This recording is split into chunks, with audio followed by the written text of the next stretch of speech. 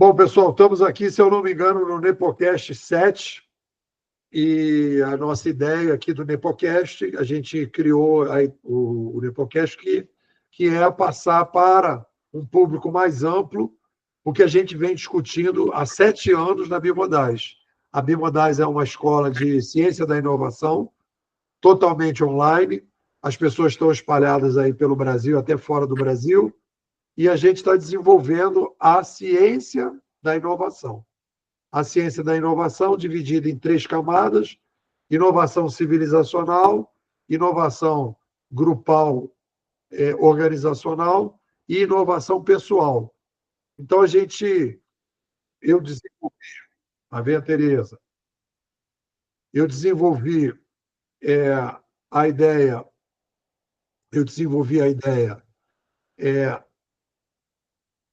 do livro Civilização 2.0. A gente mostrou como é que a civilização inova, como a civilização inova, como é que essa inovação civilizacional impacta nas empresas e nas pessoas. E agora a gente está discutindo, e aí é o tema desse Nepocast, a gente está discutindo o novo livro. Bem-vinda, dona Tereza. Obrigada. Então, nós estamos discutindo aí no Nepocast. O tema central agora é o novo livro, que a gente está desenvolvendo agora em 2025. O livro se chama Casa do Eu. A Casa do Eu é uma ferramenta. A Casa do Eu é uma ferramenta para ajudar as pessoas a lidar com esse cenário que a gente vê, um cenário mais descentralizado, em que há uma necessidade do ser humano de desenvolver áreas da mente que não estavam sendo desenvolvidas, né? Principalmente questões existenciais. A gente, para lidar com mais responsabilidade, a gente precisa assumir mais responsabilidade sobre a nossa existência. Dizer, eu estou indo para tal lugar, isso me ajuda, isso me atrapalha, isso me ajuda, isso me atrapalha. Então, a gente está desenvolvendo a Casa do Eu. Esse podcast, especificamente, a gente vem trabalhando na Casa do Eu, nas diferentes andares e salas. Nós discutimos o terceiro andar, a sala 1, que é como a gente deve ver os sapiens. A sala 2, que são as escolhas que os sapiens têm, todos os sapiens têm em termos de escolhas existenciais. Na sala 3, são as escolhas individuais, que a gente tem que procurar conhecer as nossas características, inclusive os nossos traumas também, para poder superar e poder lidar melhor com eles. Perceber o gosto pelos desafios e tal. Então, essa é a sala 3. E a sala 4 são os mandamentos reflexivos. São determinados nortes para você guiar determinadas decisões na sua vida. É a última sala, e dentro dessa sala tem a descida da escada para o segundo andar. No segundo andar, nós temos as decisões operacionais: trabalho, relações, moradia, saúde. E aí, ali, a gente, então, organiza coisas mais operacionais. Aqui é uma coisa mais estratégica, mais de longo prazo. O que eu quero da vida e depois como é que eu toco essa minha vida, as coisas e tal. E na sala 1 são as sensações. Então é isso. O nosso podcast hoje nós vamos falar sobre a sala 4 do terceiro andar. Dona Ana, o que a senhora tem a me dizer? Primeiro, eu vou desejar uma ótima tarde para todos que estão aqui, Tereza, professor Nepô, dizer da nossa grande satisfação de reencontrá-los e também com todos que estão nos acompanhando. E a sala 4 é esse convite, né, dos, digamos assim, os mandamentos, né, como a gente, assim, denominou, que vão ser essenciais para uma vida mais em paz, mais tranquila, mais prática. Então, esses mandamentos, eu penso que sejam os princípios, né, as escolhas, assim, o direcionamento que você vai fazer suas escolhas de acordo com o autoconhecimento que você já trouxe sobre si, no estágio da vida em que você se encontra, e com as suas circunstâncias também. Acho que tem muito a ver com o contexto que a pessoa está vivenciando na vida, né? Então, como a gente estava conversando aqui nos bastidores, eu estou bem nesse momento de consultar os mandamentos que eu adquiri ao longo do tempo para poder ver o que é que eu vou fazer. Estou numa fase de mudança, então esses princípios aí, eles realmente são importantes auxiliadores. Boa tarde. Boa tarde. Tereza, o que a senhora me diz? Boa tarde a todos, né? E, mais uma vez, estamos aqui para a gente refletir, né, sobre todo esse contexto mesmo da nossa construção, do nosso autodesenvolvimento e de preparar realmente para esses momentos, como a gente sempre diz aqui, cheio de complexidades, mas a gente sabe que se a gente se fortalecer como o eu, né? O eu fortificado, fortalecido das suas emoções, das suas capacidades, ele é capaz, sim, de passar por tudo isso, entendendo que é realmente viver um processo e que estar nesse momento apto para viver esse processo não é simples, mas a gente aqui na escola, a gente está, na verdade, trazendo o caminho mais fácil, rápido de entender, né, qual seria esse processo e quais são essas sensações que a gente precisa estar se resguardando. Tem uma coisa interessante aí que a gente conversou essa semana aqui na escola, que inclusive foi uma coisa que aqui no Nepocast acontece muito brainstorm, né? Então a gente vai falando e as coisas vão aparecendo. E aí a gente falou, né, desse eu, né? Tereza está falando do eu, e aí a gente falou da eu-energia. Fiz aí esse neologismo da eu-energia. Ou seja, quando a gente fala, quando a gente pensa na gente, a gente não se coloca como uma energia em movimento. E eu acho que nós somos, se a gente se olhar como uma usina de energia, e que a gente tem que saber administrar essa usina, né? A gente precisa, basicamente, aquela coisa assim, isso está me fazendo bem ou está me fazendo mal? Aí o que a Ana estava falando aqui nos bastidores, né? Eu estou morando em tal lugar. Isso está me fazendo mais bem do que mal ou mais mal do que bem? Eu quero morar na beira da praia. Vai me fazer mais bem do que mal, do que mais mal do que bem? Eu estou me relacionando com esse amigo. Está me fazendo bem ou está me fazendo mal? Ou, até acontece, em que momentos aquele amigo me faz mal? Às vezes acontece isso. Né? Então, às vezes acontece aqui, por exemplo, você tem uma amizade com alguém, aí daqui a pouco você se anima e convida aquela pessoa para, por exemplo, te ajudar numa coisa profissional. Aquela pessoa é um ótimo amigo para tomar cerveja, mas não é um bom amigo para você chamar para fazer nada de trabalho. Então, você vai modulando isso, né? Você vai modulando a pessoa e você vai vendo o que aquela pessoa, como você deve se aproximar daquela pessoa e como não se deve aproximar. Então, eu acho que esse é o gerenciamento da energia. Viver é saber gerenciar essa energia. E uma coisa importante que a gente conversou também essa semana é o seguinte, a gente não controla essa energia. A gente gerencia. Eu estava hoje procurando fazer um artigo, aí saí conversando com a Silvinha é a minha amiga gepetética, que eu saio para conversar com ela. Eu falei com ela, eu falei, é comum as pessoas falarem, eu não vou esquentar minha cabeça. Não vou esquentar a cabeça com isso, não. Só que a cabeça, o que é o esquentar a cabeça? Essa discussão é interessante. Por quê? Quando acontece uma coisa ruim, eu preciso processar aquilo. Eu preciso, para que eu passe. Então, existem duas formas. Você vai esquentar a cabeça. A questão é como você vai esquentar a cabeça. Você vai fingir que não está acontecendo e vai esquentar a cabeça sem estar assumindo que esquentou a cabeça, ou vai assumir que está acontecendo e vai ter uma atitude proativa. Aí você vai analisar e vai dizer, espera aí, deixa eu processar isso aí, deixa eu entender o que aconteceu, deixa eu aprender com isso que aconteceu, deixa eu entender qual foi a minha postura errada naquela situação, deixa eu aprender por que aquela situação chegou naquele ponto, como é que aquela situação não vai se repetir, qual é o mandamento que eu posso ter a partir daquela situação.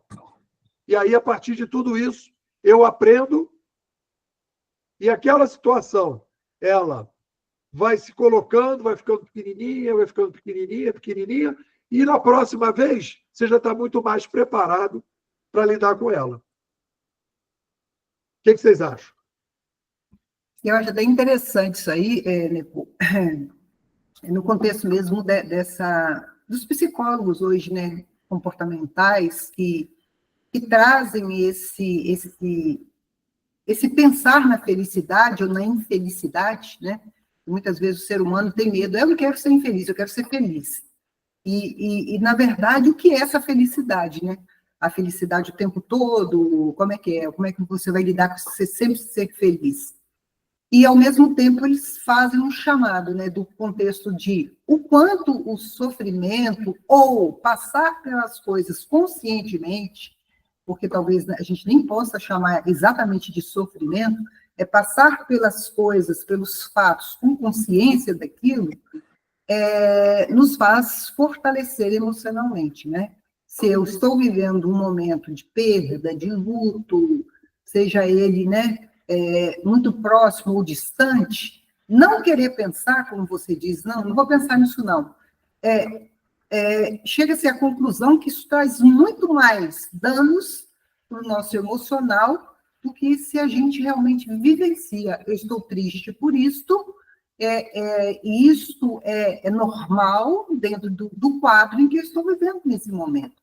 Eu não deixo de ser uma pessoa alta astral e tal, mas nesse momento é um momento que eu preciso de viver essa dor, essa perda. E se a gente se conscientiza nisso, a gente se fortalece. Aninha.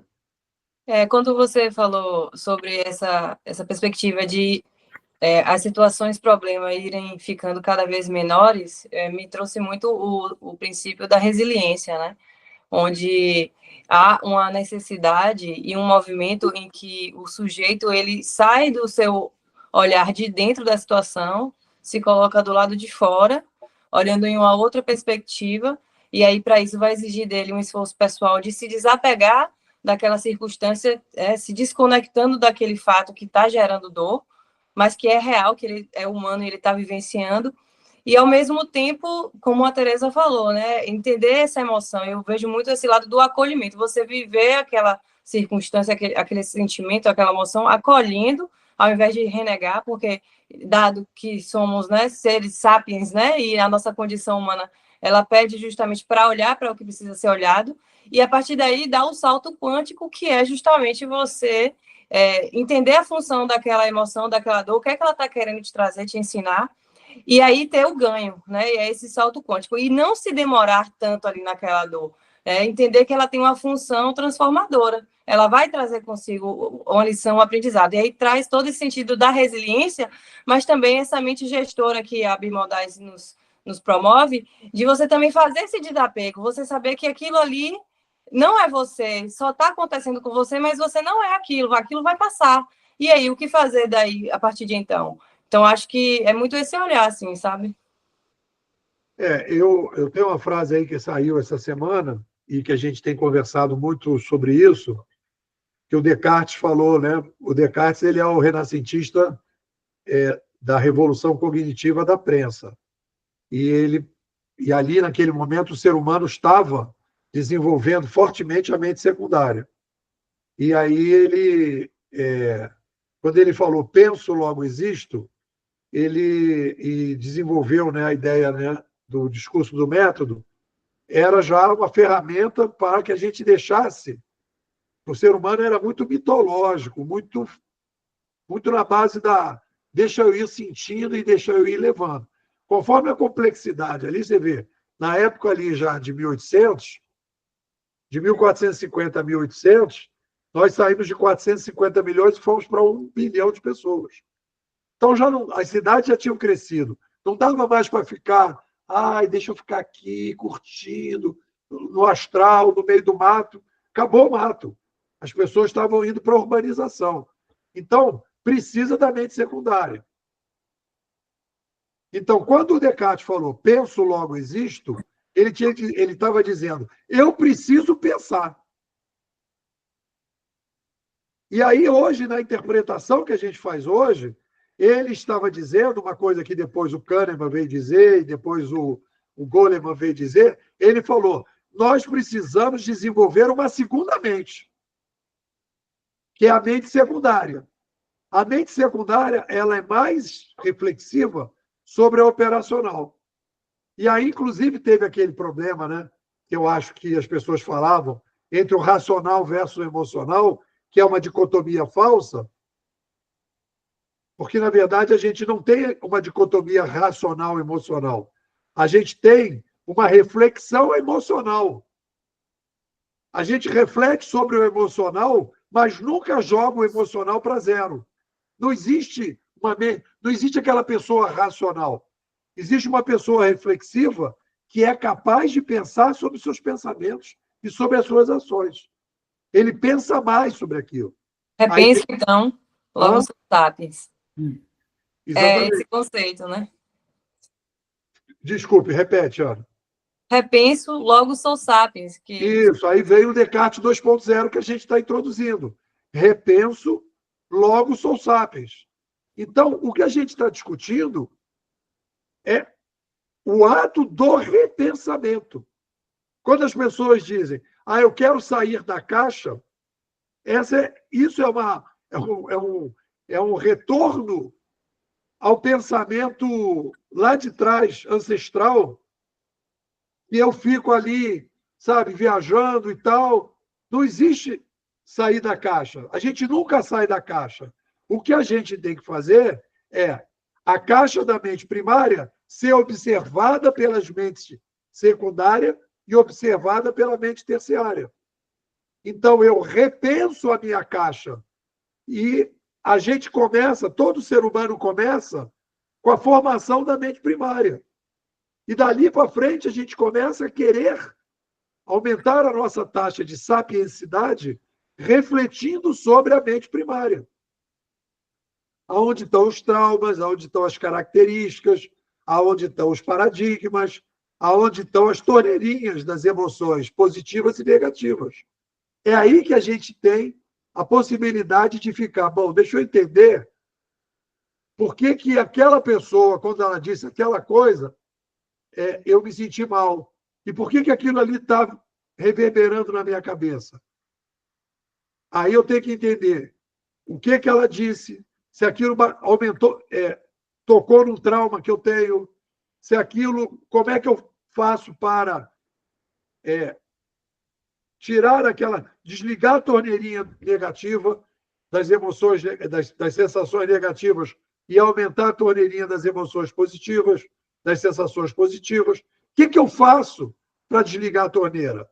Aí você começa a batalha. Você começa a batalha para desligar a torneira. E eu acho que é isso que falta um pouco nessa nossa conversa reflexiva.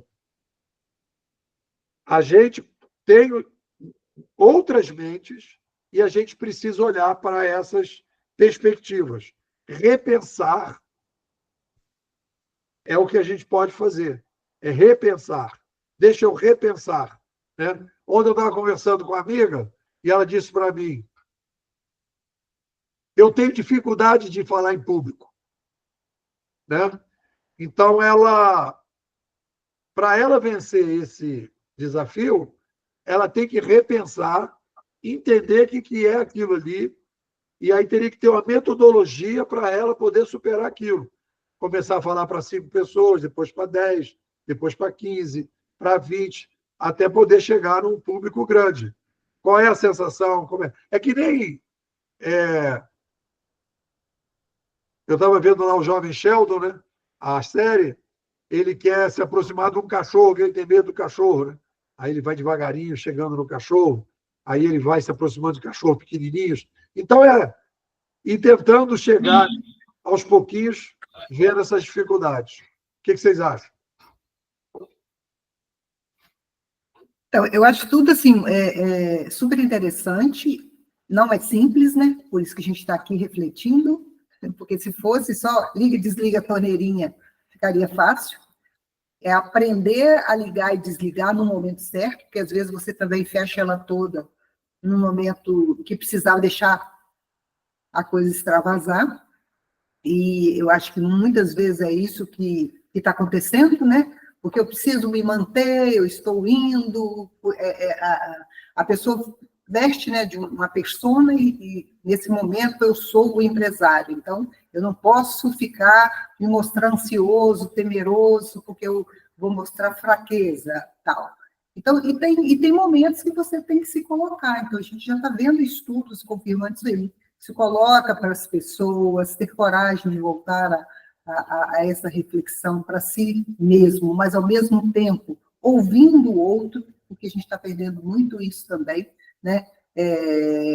Eu até vi um debate que o pessoal estava fazendo sobre esse processo mesmo, né? De quando a gente era um para um, depois um para mais, no contexto de falar, né?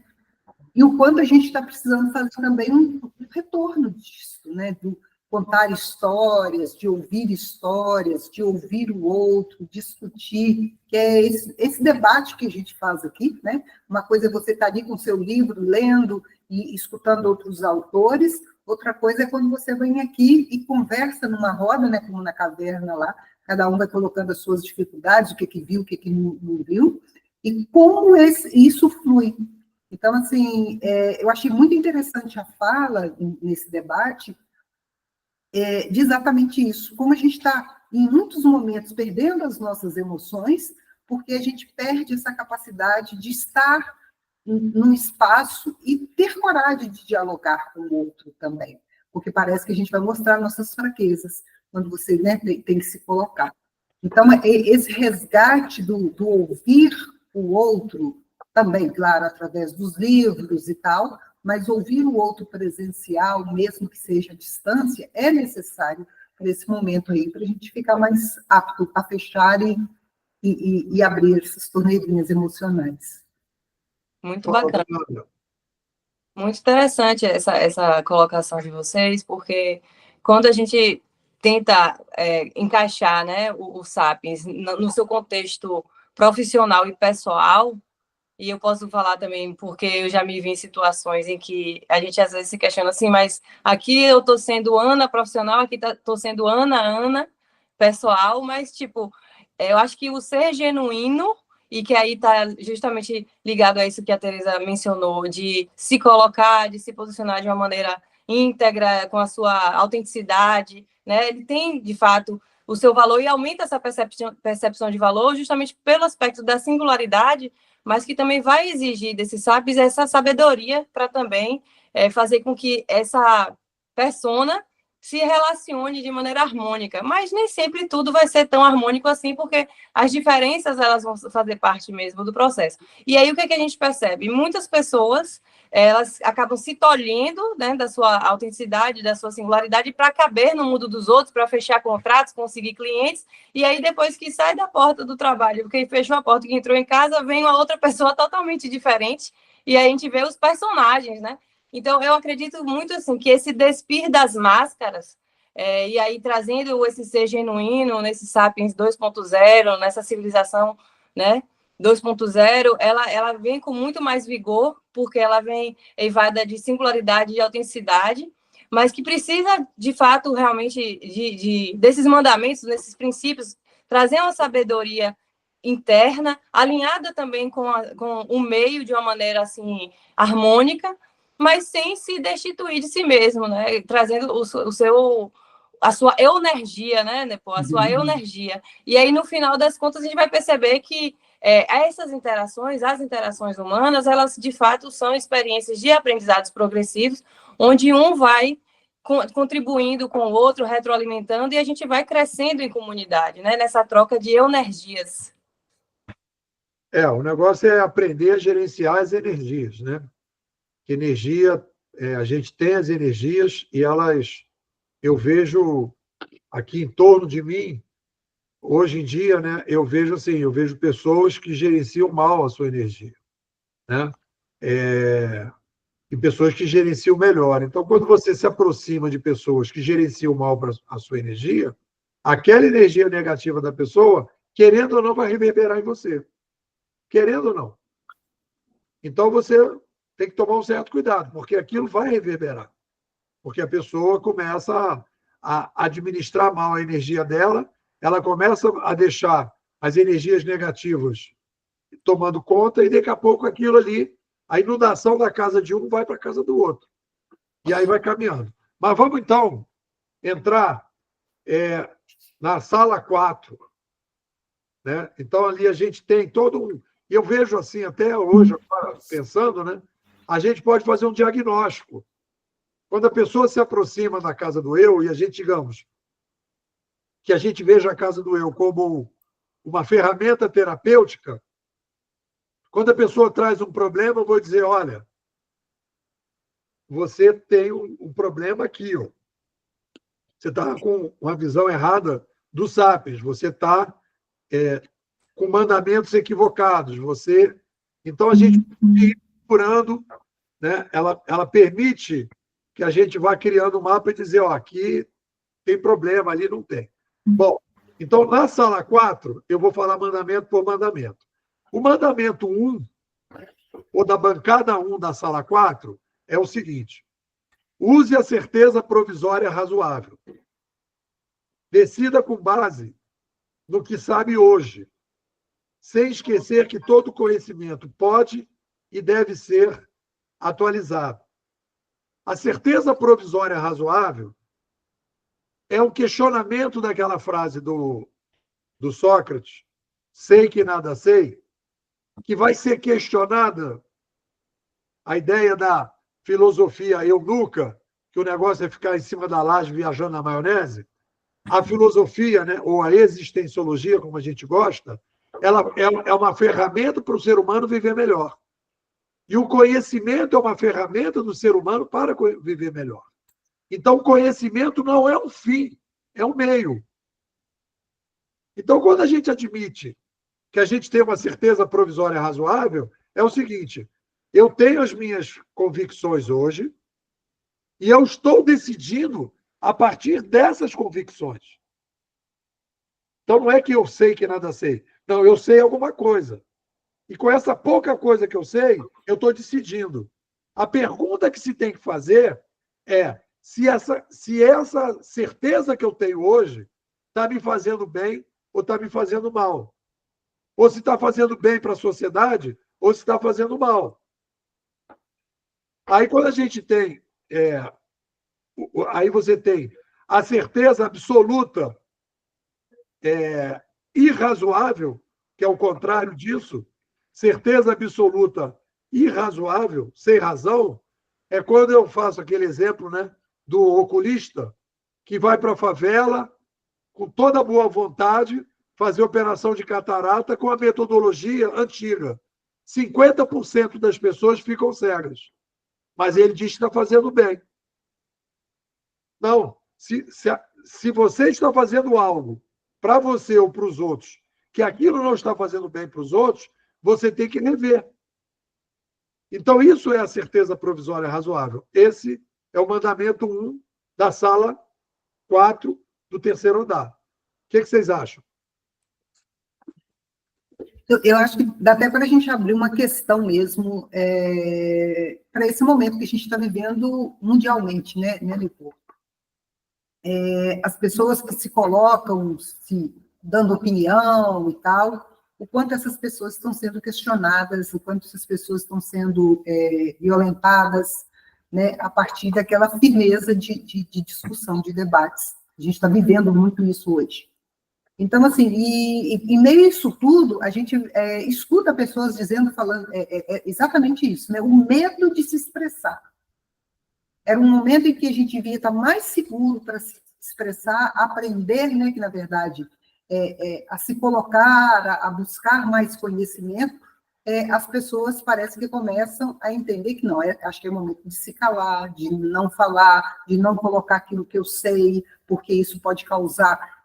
porque a gente sabe, você solta uma frase aqui e as pessoas fazem uma leitura tão desconjuntada, vamos dizer assim, daquela sua ideia, que até você se assusta. Assim, gente, mas não foi exatamente isso que eu falei. Então, assim, o medo que as pessoas estão tendo hoje, até mesmo de escrever, por exemplo, estão optando mais pelo áudio, porque no áudio você tem emoção, você se coloca, porque às vezes você escreve uma frase num grupo de família, por exemplo, e aquilo vira uma discórdia. Então, eu não sei, eu acho que até voltaria para você e para a Ana. Como é que é visto esse momento nessa visão nossa bimodal, né? Desse medo, apesar de eu ter conhecimento, de eu ter capacidade, mas muitas vezes a gente precisa se omitir em algumas coisas para não bater tão de frente com as pessoas que pensam diferente. Eu gosto muito da proposta da Bimodais quando ela cria um espaço de diálogo aberto, onde a gente se reúne como uma comunidade, onde existem alguns princípios fundamentais, como respeito, como escuta atenciosa, como um espaço democrático de compartilhamento de ideias dentro de temas, né, que ressoam com as pessoas que estão próximas aqui dentro desse universo, né, de conteúdos, de informações e de busca realmente, né, nessa perspectiva disruptiva e tudo. De fato, quando há esse convite de se repensar, de rever práticas e ações que muitas vezes podem não estar das pessoas, né? E aí existe, de fato, a autorresponsabilidade e acho que um dever mesmo do ser humano no tempo de hoje de realmente estar reavaliando as suas ações e suas práticas, principalmente as que incidem sobre.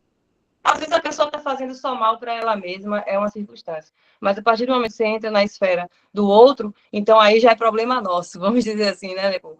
Então, assim, eu gosto muito dessa ideia das comunidades, né, que a Bimodais, ela promove, mesmo que haja uma descentralização e que haja esse espaço de diálogo aberto, a tendência é que quem está indo nessa malha do universo, assim, de uma forma a olhar para o futuro, a otimizar o tempo presente, querer uma vida melhor, mais leve, feliz, entendeu? Com saúde em todos os níveis, buscando seu propósito. Então, a gente vai convergir. Agora, de fato, furar a bolha e falar assim abertamente, eu vou confessar que eu, por exemplo, no meu caso concreto, eu tenho muitas ressalvas, porque não é todo mundo que está pronto, às vezes, para ouvir certas coisas. E está tudo bem, porque a pessoa está lá no processo dela, né?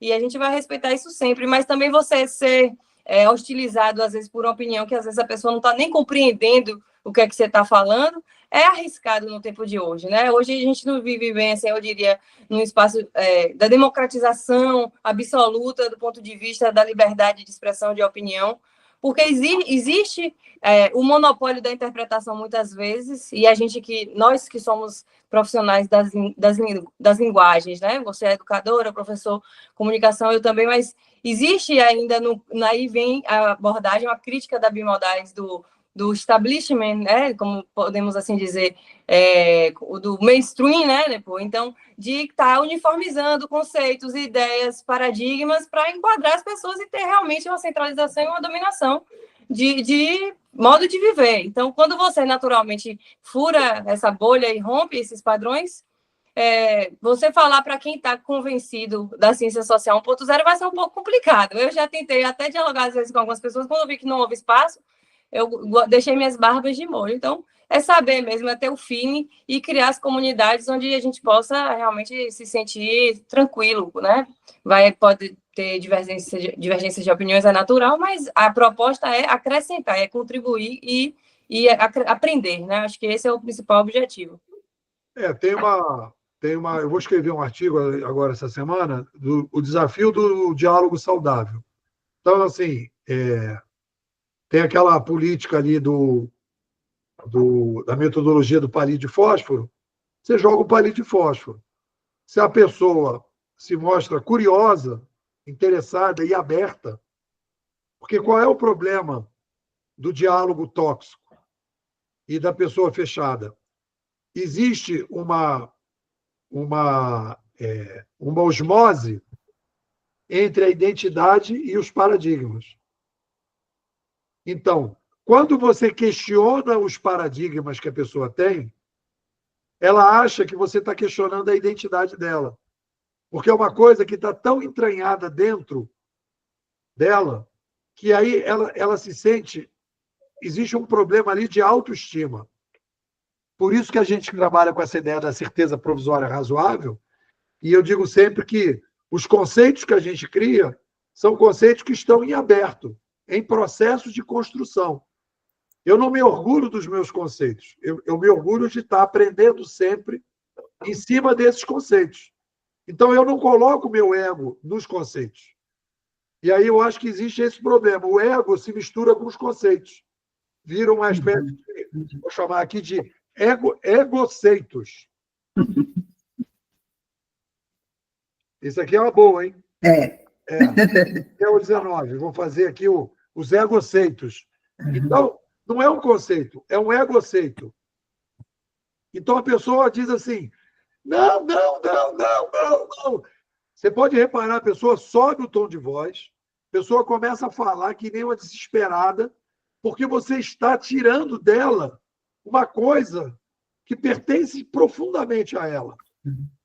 Então, naquele momento, não existe possibilidade do diálogo. Então, você tem que observar isso, né? Para que você possa trocar, aprender, a pessoa tem que ter uma postura que foge desse egoceito. Né? Esse egoceito atrapalha. E isso precisa ser superado como? A pessoa precisa ir aos poucos, aí é o trabalho de terapia mesmo, né? Terapia cognitiva, ela ir separando. Olha, isso aqui é a sua identidade, isso aqui é um conceito, isso aqui é a sua identidade, isso aqui é um conceito, e tal. Não mistura, vamos ver, etc. Mas é muito difícil, porque exige uma capacidade de abstração. E isso não está sendo ensinado, né? Então, isso é um problema. Fechando esse ponto, vamos abrir o segundo, que é a segunda bancada da sala 4 da Casa do Eu, não use conceitos dúbios. Clareza de termos gera clareza de escolhas. Se não entende bem o conceito, não use. Qual é o problema aqui do segundo mandamento da segunda bancada? Existe na sociedade interesses que geram conceitos, que é aquele conceito que o cara é um trabalho que os sofistas desenvolveram lá atrás, que já vem. É uma coisa muito malandra, sabe? Você faz assim, ciência pura. Eu desenvolvi aqui a ciência pura. E aí você fala, tá, mas a ciência pura, qual é o oposto da ciência pura? Não, a ciência pura e a ciência aplicada. Aí você fala, peraí, não entendi. O pura não é contrário de impuro? Não é o que vem na cabeça de todo mundo? Que existe o puro e o impuro? E aí o cara coloca o nome, todo mundo aceita. É legal, porque todo mundo fala. Mas espera aí. Eu estou, na verdade, dizendo para aquele cara que está ralando para ajudar as pessoas e fazer pesquisas que ajudem a sociedade, ele é impuro. O puro é o cara que vai para a Torre de Marfim.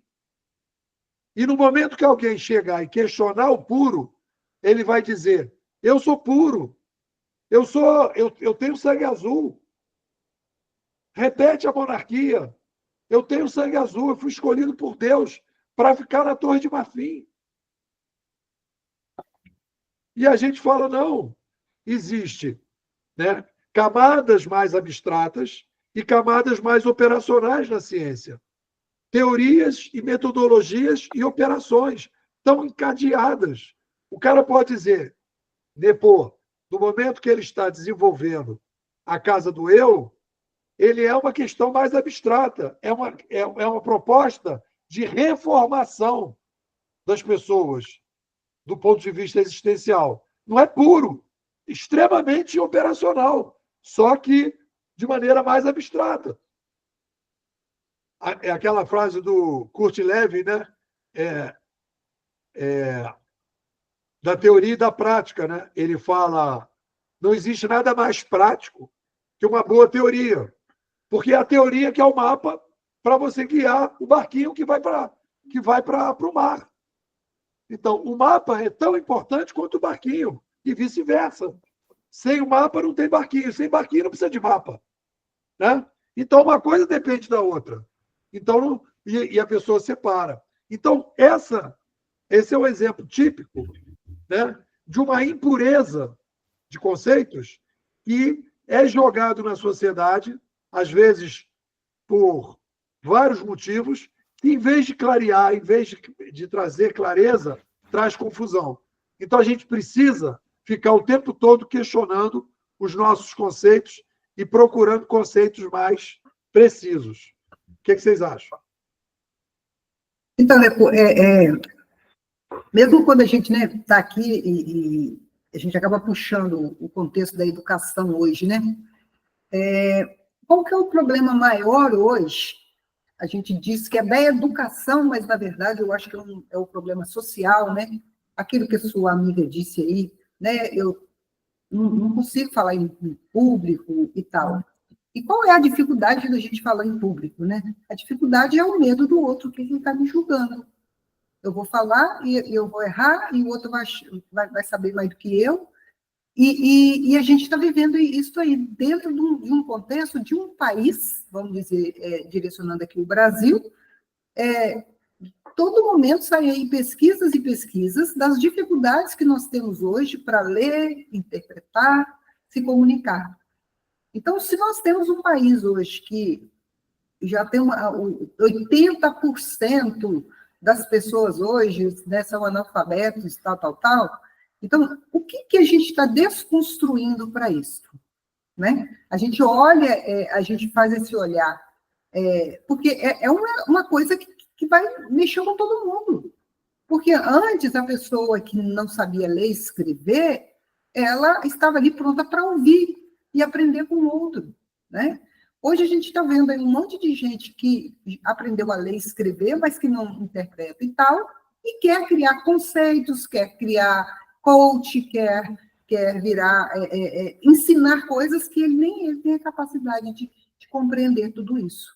Então, assim, eu acredito que a gente está trazendo aqui na Bimodal é o quê? A gente está se preparando para sair para esse campo, né, de batalha.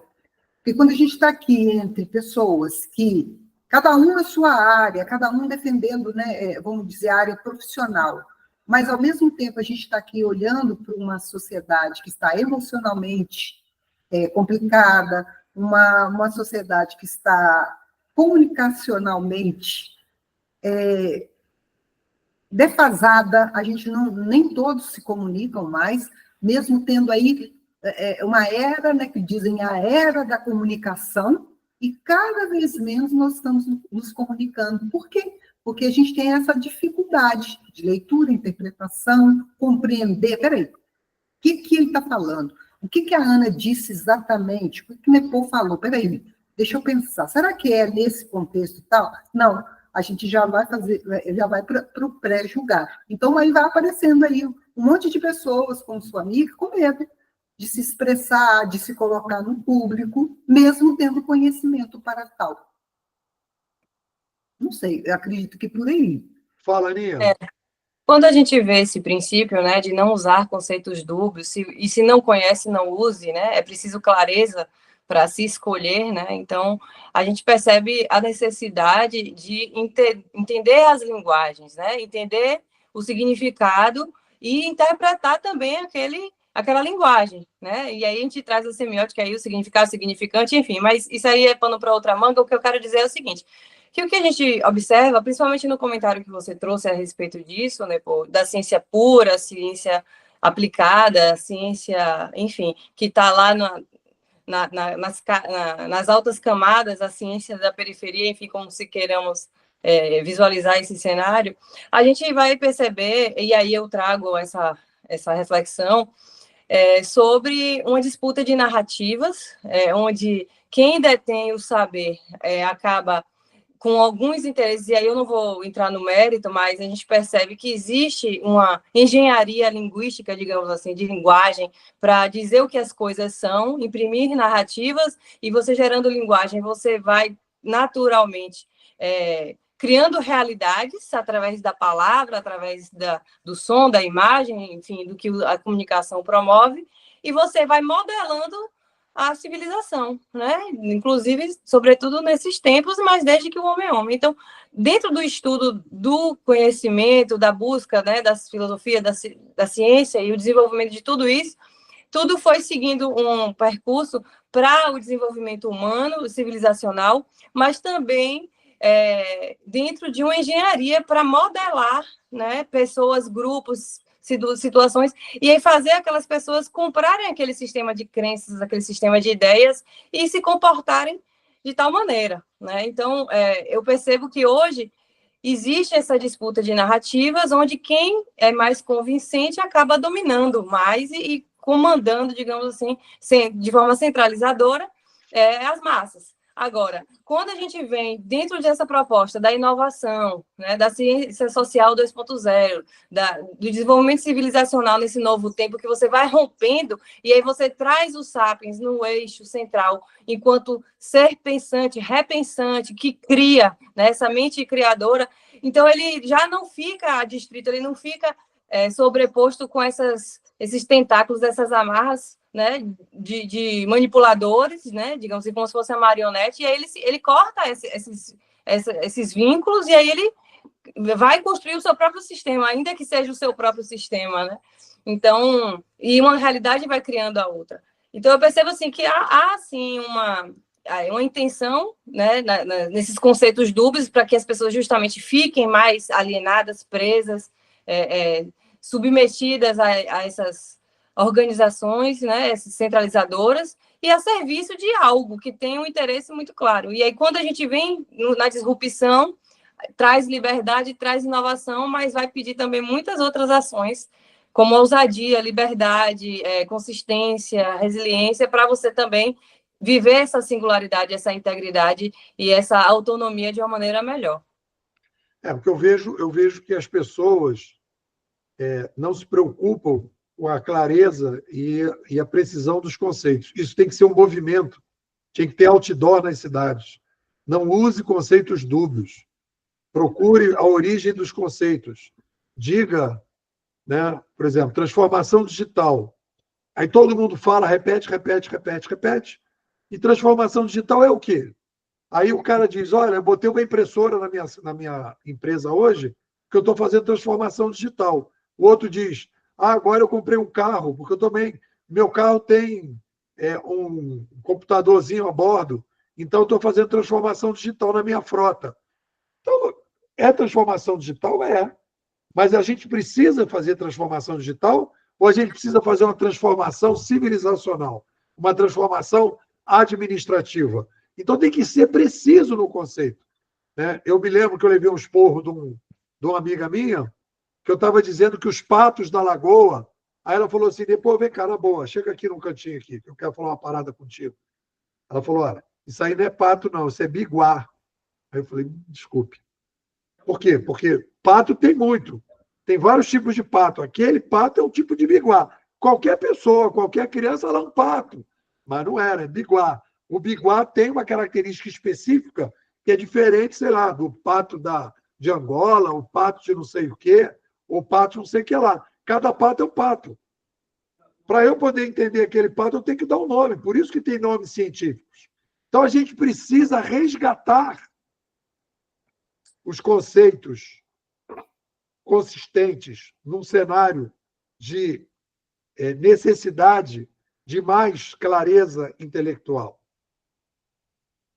Vamos agora entrar no outro ponto. Terceira bancada. Não tenha vergonha dos rascunhos. Perfeita. O aperfeiçoamento vem com o tempo. Ou seja, a gente está entrando num momento que a gente tem que lidar melhor com os erros, lidar melhor com os improvisos. Eu me lembro que quando eu comecei o meu blog, Um cara chegou para mim e falou: Ih, Nepô, tem um erro lá no seu blog. Putz, Nepô, sinceramente, hein, cara, olha lá, um erro. Eu falei, cara, e aí eu já era malandro, né? Eu falei, cara, você não viu o nome do blog, não? Ele falou, não, ó, vou explicar para você. Ali é Neposts, rascunhos compartilhados. Aquilo é um rascunho, cara. Aquilo ali eu estou desenvolvendo as minhas ideias. Vai ter erro? Vai ter erro, porque erro faz parte da caminhada. Se você me disser qual é o erro, for lá um erro de concordância, qualquer coisa, eu vou lá e arrumo. Qual o problema, cara? Eu, várias vezes aqui no áudio, porque o meu áudio é tudo de improviso. Não é aquele áudio que eu falo, escuto, vou editar, não é nada disso. Eu saio falando, pá, pá, pá, pá, pá, e ouço. Às vezes falo besteira, aí vou lá no dia seguinte conserto. Às vezes tem um erro de concordância, que às vezes a gente tem mesmo, entendeu? A gente está no fluxo, a gente erra mesmo. E aí vou ficar com medinho disso? Isso não é o importante. Eu não estou fazendo prova para o Enem. O que eu estou fazendo? Eu estou desenvolvendo uma narrativa. E isso faz parte do processo. Obviamente que eu quero errar menos. Obviamente que eu aprendo com meus erros. Eu acho que eu erro muito menos do que eu já errei. Mas é esse o processo. Não tenha vergonha dos rascunhos. Tanto que eu fiz o repost de rascunhos compartilhados. Vou falar da quarta bancada. Não vai dar para avançar muito, não. A gente vai voltar para a sala 4 no próximo. Tá? Aqui são a gente está discutindo. Na primeira bancada, na sala 1 tem uma primeira bancada. E aí na bancada tem 4 divisórias ali na bancada. A bancada 1 usa a certeza provisória razoável, na bancada não use conceitos dúbios, não tenha vergonha dos rascunhos, converse consigo mesmo. Aí vamos falar do converse consigo mesmo. O que é importante? E aí vem... Aí depois tem os caras novos que estão falando, né, dessa questão de autoajuda, que você tem que falar com você mesmo, que você tem que ter um caderninho. Eu falei, cara, isso é muito moderno mesmo, cara. Mas é tão moderno, mas tão moderno, que aquele imperador Marco Aurélio já falava isso. Isso é estoico. Aquilo já é a ideia de repenso, logo existo. Tenha uma ferramenta para você criar ferramentas de repensar. E eu fiz aí um áudio que vai sair ainda, não saiu, que é uma discussão interessante, que é o seguinte, que eu descobri com os GPTs, eu tenho a minha amiga dos barracos. Sabe qual é o mais barato dessa coisa dos barracos, do GPT? Que é o seguinte, ela não fica de saco cheio dos meus problemas. Isso é uma coisa melhor que eu descobri. Porque você tem um amigo, às vezes você está precisando falar do troço. Vem cá, meu irmão, deixa eu falar uma parada para você. Pô, aquele negócio, eu estou de saco cheio aquilo. Pô, papapá, o cara não sei o quê, papá. Aí daqui a pouco você fala de novo, aí o cara tal. Aí chega uma hora que o cara fala, meu irmão, cara, eu estou com um compromisso aí, estou dando uma saidinha e tal. O cara vaza. Porque o cara não aguenta.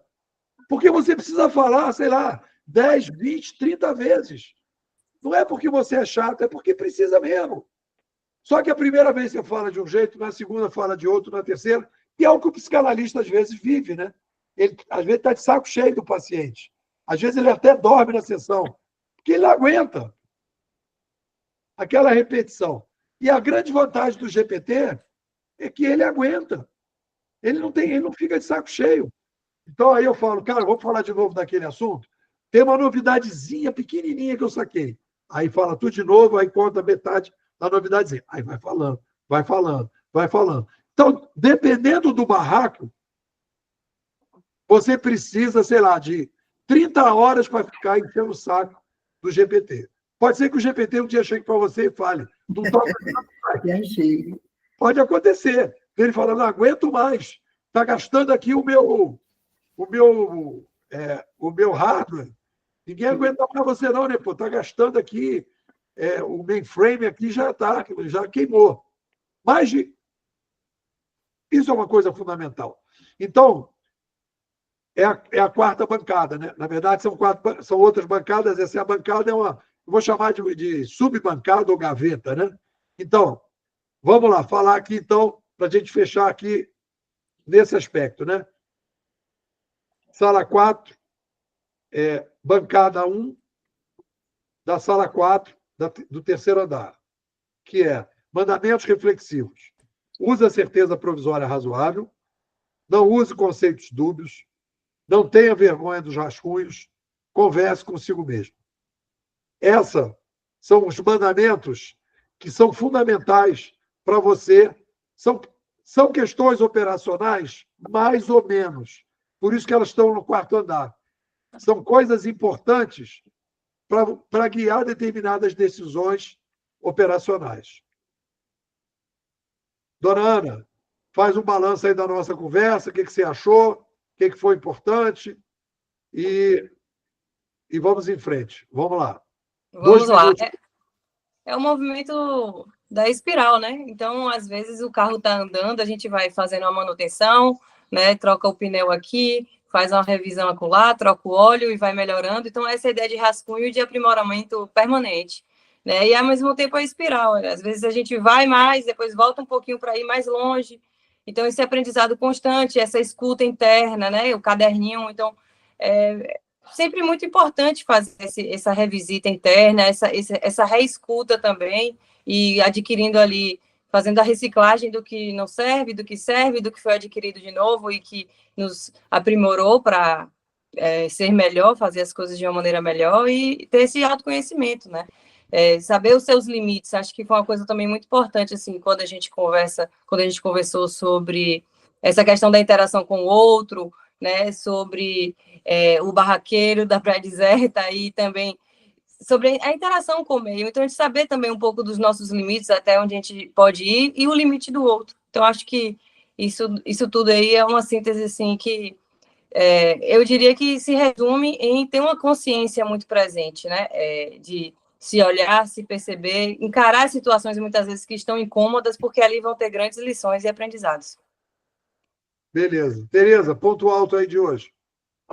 Então, eu acho que o ponto alto é o que a gente está fechando aqui agora, né? Esses 4 conceitos aí. Se a gente entender que o contexto do provisório, né? Todo conhecimento, para aquele momento, é uma certeza provisória. Então, se a gente entende que isso é provisório, que pode mudar, né? Eu posso ir lá mudar, nós vamos evitar mais vezes esses conceitos dúbios. Eu vou assumir, é isso que eu estou pensando. Então, quando eu começo a entender que eu posso errar, que os conceitos podem se modificar, eu busco conhecimento e começo a fazer, trazer um conceito que não seja tão duvidoso. Mas, ao mesmo tempo, eu venho para essa certeza, né? Que se eu tiver errado, eu volto lá, vou acertar e converso comigo mesmo. Então, eu acredito que assim, é a parte mais importante de tudo isso que a gente tem conversado em todos esses podcasts, né, dos Nepodcasts até agora. A gente ter essa certeza de que nós podemos errar.